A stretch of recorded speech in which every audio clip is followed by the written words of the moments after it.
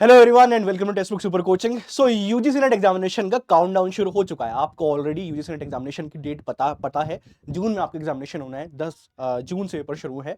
लेकिन आपको किन चीजों के बारे में पता होना चाहिए before the notification is out. Make sure इस वीडियो को ध्यान से देखना, क्योंकि बहुत सारी चीजें आपको रेडी करके रखनी होती है एग्जामिनेशन फॉर्म आउट होने से पहले। तो इस वीडियो के अंदर हम क्या क्या बात करेंगे, हम ये देखेंगे क्या आप एलिजिबल हैं जेआरएफ के लिए, क्या आप नेट के लिए एलिजिबल होंगे, क्या आप आंसर की को चैलेंज मतलब नोटिफिकेशन के अंदर जब आंसर कीज चैलेंज करेंगे तो कितनी फीस लगती है, क्या उसके अंदर बदलाव होने के चांसेस हैं, एग्जामिनेशन क्या एक ही शिफ्ट के अंदर होगा, या आखिरी पॉइंट नॉर्मलाइजेशन होगा या नहीं होगा। तो इन चीजों का आपको पता होना चाहिए before the examination, before the notification. ये मंथ जो है, मार्च का जो मंथ है, नोटिफिकेशन मंथ है। कभी भी नोटिफिकेशन आउट हो सकता है। एग्जामिनेशन जून में है। ओके। सबसे पहली चीज जो आपको करनी होगा, टेलीग्राम चैनल को ज्वाइन कर लीजिए, अश्विनी सर टेक्स्ट बुक। सारी इंफॉर्मेशन आपको पेपर 1 पेपर 2 हिस्ट्री की यहीं पे मिलती है। तो जैसे कि आप देख सकते हैं, नोटिफिकेशन आउट होगा मार्च के अंदर। ओके, मार्च के अंदर आउट होगा। एप्लीकेशन फीस होगी 1150 रुपए, 600 रुपए होगी ईडब्ल्यूएस ओबीसी की, देन 325 एससी एसटी की। आप देख सकते हैं कि ये फीस कॉन्टिन्यूसली इंक्रीज होती जा रही है। लास्ट ईयर से इंक्रीज हो चुकी है। पहले 1100 हुआ करती थी, फिर 1150 हो चुकी है। लेट्स होप कि ज्यादा और फीस ना हो, क्योंकि ये मैक्सिमम फीस है। इससे ज्यादा application fees I don't think किसी और एग्जामिनेशन के अंदर होती है। तो आई डोंट ये इतना ही होना चाहिए। देन उसके साथ साथ जो और चीजें हैं, जैसे कि आंसर की को लेके जो एप्लीकेशन आपसे चार्ज की जाती है 200 रुपए, क्या वो नॉन रिफंडेबल है, रिफंडेबल है, उसके बारे में हम बात करेंगे। ओके। तो सबसे पहले जो पैटर्न ऑफ एग्जामिनेशन है वो तो सेम ही रहने वाला है, क्योंकि अगर उन्हें कुछ बताना होता है, सिलेबस के अंदर कुछ चेंज करना हो तो पहले ही बता देते। पैटर्न ऑफ एग्जामिनेशन वही होगा, paper 1 paper 2 50 question paper 1 and 100 question paper 2। 300 total marks होंगे, 150 क्वेश्चन होंगे। पेपर 1 आपका वही ही जो आपका जनरल स्टडीज टाइप पेपर होता है, teaching aptitude, research aptitude, environment, higher education, वो आएगा। देन पेपर 2 आपका जिसमें आपने मास्टर्स की हुई, 3 घंटे का पेपर होता है और एक कंप्यूटर बेस्ड टेस्ट होता है। Medium of the question paper, वो क्वेश्चन होता है आपका इंग्लिश लैंग्वेज या हिंदी लैंग्वेज। जो भी आप एप्लीकेशन फॉर्म के अंदर चूज करेंगे वो आपको मिल जाएगा। तो प्लीज मेक श्योर जब एप्लीकेशन फॉर्म आउट हो तो आप ध्यान से अपना मीडियम चूज कीजिएगा, क्योंकि आपको वही मिलेगा। इंग्लिश तो इंग्लिश, हिंदी मिलता है तो आपको इंग्लिश हिंदी दोनों एक साथ मिलते हैं। ओके। सो कैंडिडेट को बहुत ही ध्यान से चूज करना है। ये नोटिफिकेशन के अंदर डिटेल है। मार्किंग स्कीम क्या है, हर एक क्वेश्चन के 2 मार्क होते हैं और कोई नेगेटिव मार्किंग नहीं है। नेगेटिव मार्किंग अभी इंट्रोड्यूस भी नहीं होगा। अगेन अगर इंट्रोड्यूस करना होगा उन्हें तो बहुत ही पहले इन्फॉर्म करेंगे वो।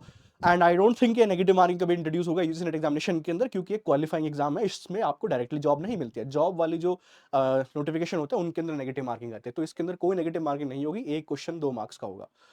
क्वालिफाइंग एग्जामिनेशन, अब देखो आपको क्या क्या क्वालिफाई करना है। अब आप सोच रहे होंगे सर आप एलिजिबल हो या नहीं हो, आपको ये देखना है। तो आपके मास्टर्स में 55% मार्क्स होने चाहिए।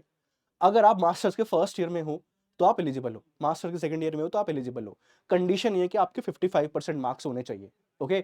अगर आप जनरल कैटेगरी से बिलोंग करते हो तो आपको टाइम दिया जाएगा। अगर आप मास्टर्स के फर्स्ट ईयर में तो आप अप्लाई कर सकते हो यूजीसी एग्जामिनेशन के लिए, लेकिन 2 साल के अंदर आपकी मास्टर्स कंप्लीट होनी चाहिए।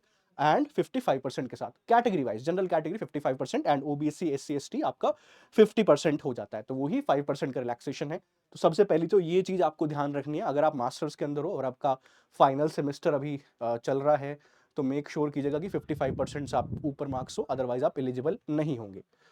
दूसरी चीज दूसरी चीज जो है, तो ये तो पहली चीज होगी। दूसरी चीज, तो यहाँ पे अगर आप, यहाँ पे ऐसे कोई क्राइटेरिया नहीं है कि आप जेआरएफ के लिए अलग से एलिजिबल होते हो, नेट के लिए। ये सेम एलिजिबिलिटी क्राइटेरिया दोनों एग्जामिनेशन के लिए होता है कि ऐसे आपको करना है। ठीक है, 55% marks and 50% marks for category. Okay. अब यहाँ पे आप कौन सा सब्जेक्ट के अंदर एग्जामिनेशन दे सकते हैं, जो आपका पोस्ट ग्रेजुएशन के अंदर सब्जेक्ट है उसी में केवल आप एग्जामिनेशन दे सकते हैं और किसी के अंदर आप एग्जामिनेशन नहीं दे सकते हैं। ओके। तो आपके पास यहाँ पे ऑप्शन नहीं होता है, केवल जिसमें आपने मास्टर्स की हुई है उसी के अंदर आप एग्जामिनेशन दे सकते हैं। एग्जेम्प्टेड कौन है असिस्टेंट प्रोफेसर एग्जामिनेशन के लिए, मतलब कि यूजीसी नेट के लिए। तो यहाँ पे अगर आपने नेट एग्जामिनेशन क्वालिफाई किया है तो आपको एलिजिबल हो जाते हो। ऑल ओवर इंडिया सेट किया है तो आप उस स्टेट के अंदर एलिजिबल हो जाते हो। ओके। सो अगर आप मान लीजिए वेस्ट बंगाल से और वेस्ट बंगाल सेट आपका ऑलरेडी क्वालिफाई है तो आपको नेट की जरूरत वहां पे नहीं होती है, क्योंकि आपका ऑलरेडी सेट क्वालिफाइड है। ऐसी कोई भी स्टेट होती है तो वहां पे अगर आपका सेट क्वालिफाई होता है तो आपकी नेट की जरूरत नहीं होती है। तो बहुत ही इंपॉर्टेंट चीज है आप लोगों के लिए ये। नेट जो होता है आपको एलिजिबल बनाता है थ्रू आउट इंडिया, एंड जो सेट होता है वो एलिजिबल बनाता है स्टेट के अंदर। सबसे इंपॉर्टेंट चीज है जेआरएफ की एज लिमिट क्या होगी। तो 30 एज है। तो और ये किस डेट में होता है? 30, आप 30 टच नहीं करने चाहिए, आप 29 ईयर्स ओल्ड होने चाहिए एंड 30 आप टच नहीं करने चाहिए। जैसे आपने 30 टच कर दिया, आप एलिजिबल नहीं रहोगे जेआरएफ के लिए। सो ये है 30 फॉर जेआरएफ जनरल कैटेगरी के लिए, 35 for category wise and women के लिए भी। कौन सी डेट होती है जिस पर फिक्स किया जाता है? जैसे लास्ट जो नोटिफिकेशन था वो दिसंबर में आया था, तो वहां पे उन्होंने डेट दी हुई थी कि 1 दिसंबर 2023, 1 दिसंबर 2023 जिस मंथ में एग्जामिनेशन होने वाला है। इस बार डेट क्या होगी? 1 जून 2024 ये डेट होगी।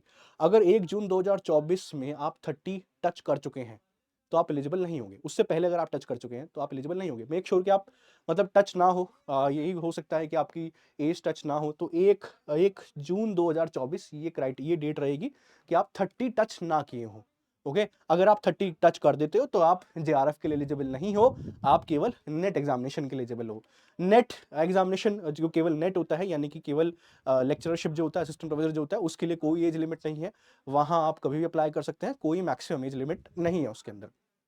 ओके, देन एक और एक्सपेक्टेड चेंज जो मैं उम्मीद करता हूं कि एनटीए सुने, वो है कि जो रिफंडेबल है, मतलब जो फीस चार्ज करते हैं आंसर कीज को चैलेंज करने के लिए 200 रुपए, तो वो उसको रिफंडेबल बनाए।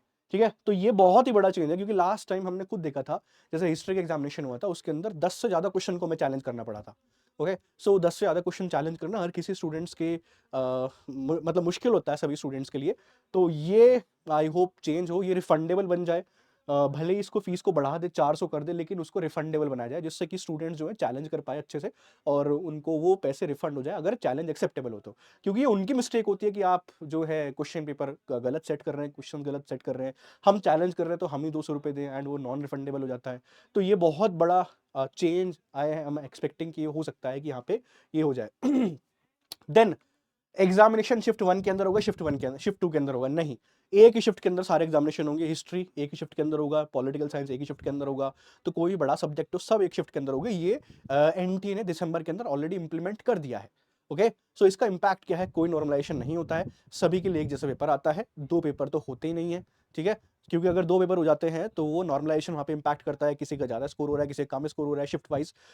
तो ये एनटीए ने ऑलरेडी टेक केयर कर लिया इसका, तो ये दोबारा से नहीं आएगा। तो ये बड़ा चेंज है जो दिसंबर के अंदर इंप्लीमेंट हो चुका है एंड जून के अंदर भी नहीं आएगा, कि नॉर्मलाइजेशन अब नहीं होगा, यानी कि शिफ्ट 1 शिफ्ट 2 के अंदर आपका क्वेश्चन पेपर नहीं आएगा और ना ही अलग वेराइटी क्वेश्चन पेपर आएगा, आपका एक ही में एग्जामिनेशन हो जाएगा, नॉर्मलाइजेशन आपका आएगा ही नहीं।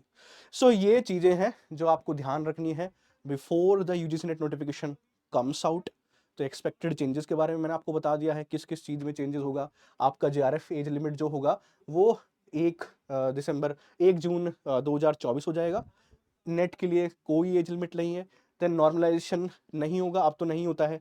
आंसर आपका जो क्वेश्चन पेपर होता है वो शिफ्ट 1 शिफ्ट 2 के अंदर अब नहीं होता है, केवल एक ही शिफ्ट के अंदर होता है। तो ये चेंजेस जो हैं आप एक्सपेक्ट कर सकते हैं नोटिफिकेशन के अंदर। Okay, so that's it.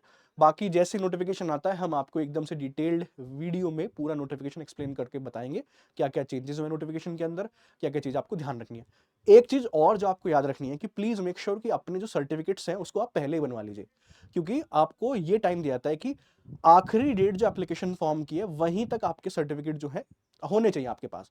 सो अभी आपके पास टाइम है, आप मार्च के महीने में बैठे हुए हैं। ईडब्ल्यूएस का, एससी एसटी ओबीसी का, जो भी आपको सर्टिफिकेट बनवाने हो प्लीज बनवा लीजिए पहले ही, क्योंकि उसके बाद आपको टाइम नहीं मिलता है। ओके, एंड आपको पता ही मॉडल कोड ऑफ कंडक्ट भी लागू हो चुका है एंड वो भी इम्पैक्ट करता है। सारे जो सरकारी ऑफिशियल्स हैं वो इलेक्शन के अंदर बिजी हो जाते हैं, आपके सर्टिफिकेट में भी ना बन पाए। तो प्लीज मेक श्योर इस चीज का आप ध्यान रखिएगा।